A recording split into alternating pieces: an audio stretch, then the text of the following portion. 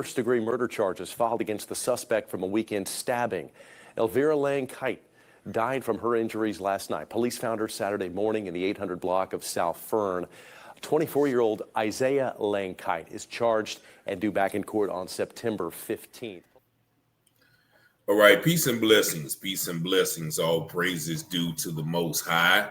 And there you have it. A 24-year-old man, Isaiah Langkiet, was arrested and charged for stabbing his 64-year-old grandmother after she criticized him about his laundry skills. And since they kind of brushed over identifying this mad animal, I'm going to show you the picture of him. There he is there with the look of death, demon, and destruction in his eyes. Now, this happened back in September, and that short video was the only video that I could find with information on this stabbing. However, there are a couple of news articles, and they're very short as well. And I'm going to read this one so you can figure out what happened.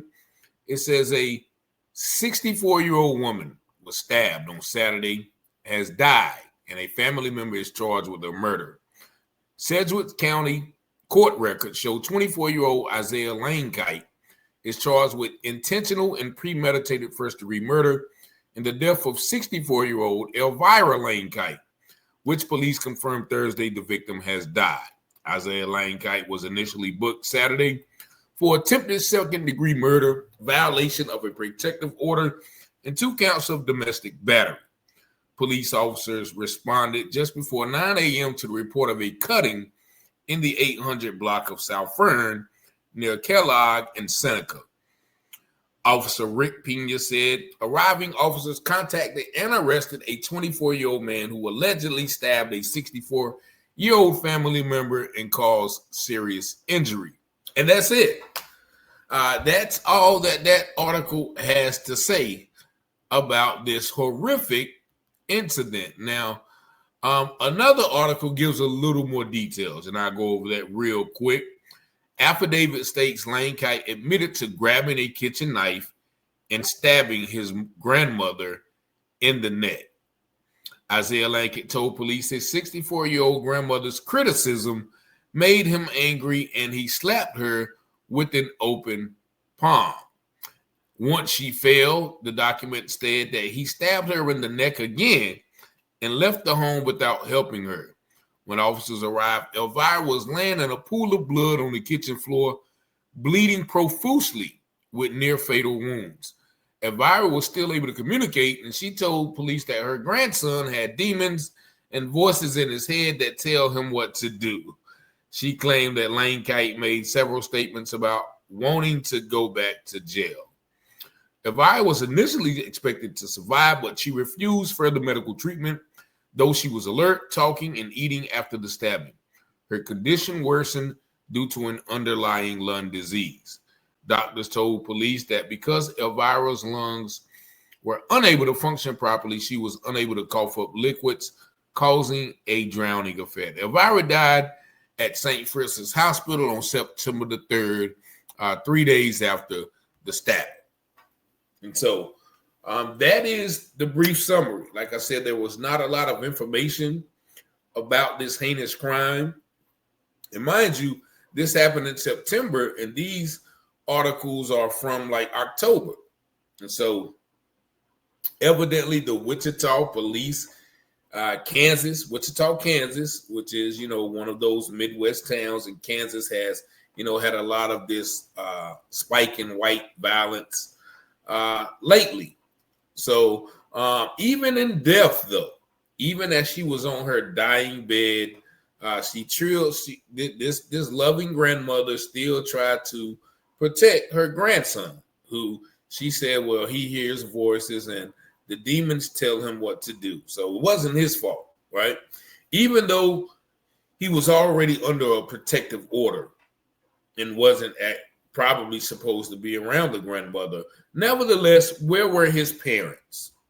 Let's blame the parents, as do, a lot of people when black people commit crimes, young black men commit crimes. It's always the parents and, the community and the culture.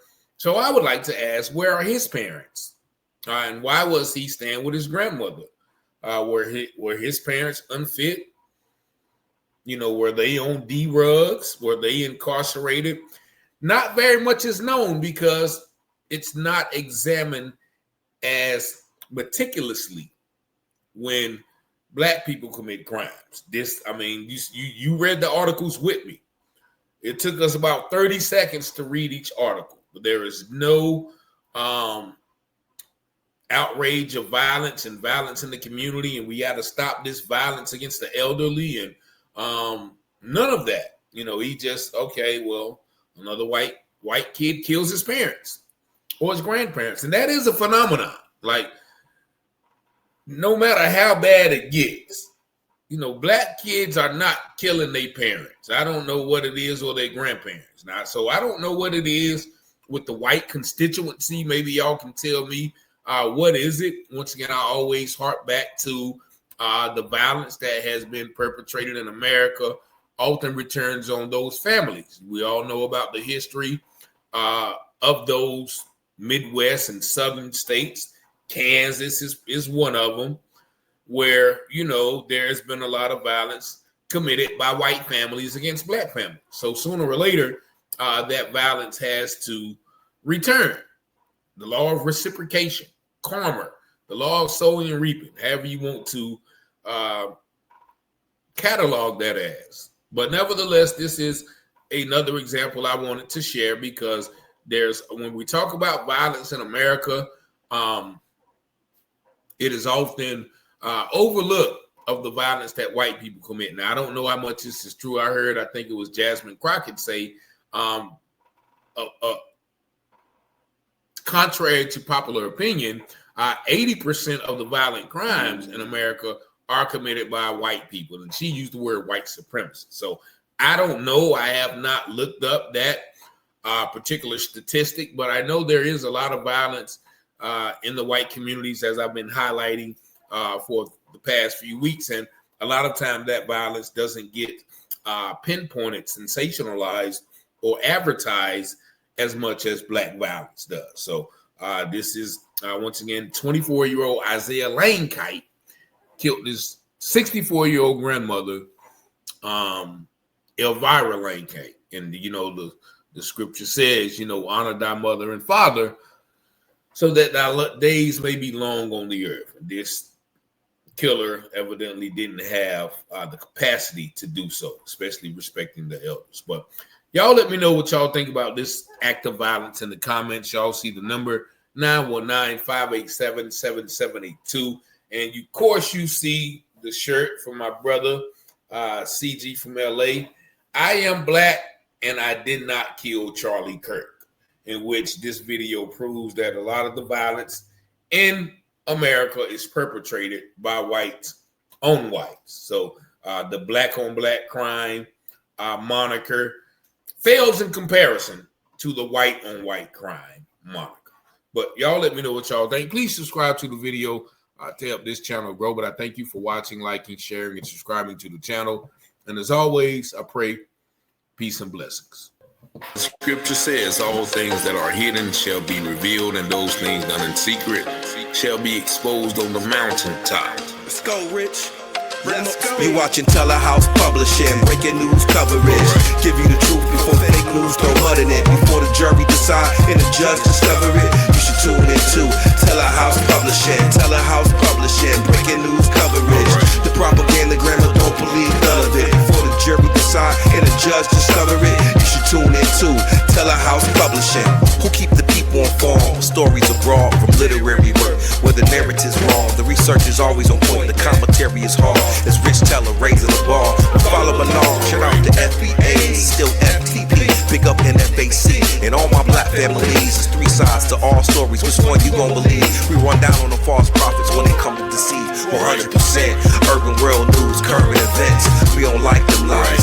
Media is biased, we got God inside us. Ladies and gents is power. If you don't know by now, look around me, the darkest hours. Cops squeezing hammers, cause they don't understand us. We stop and freeze with our hands and kill us off like cancer.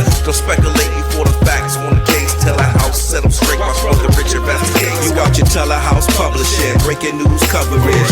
Give you the truth before fake news don't mud it. Before the jury decide and the judge discover it, you should tune in to Telehouse Publishing. Telehouse Publishing, breaking news coverage. The propaganda grammar, don't believe none of it. Before the jury decide and the judge discover it, you should tune in to Telehouse Publishing. Negroes have listened to the trickery and the lies and the false promises of the white man now for too long.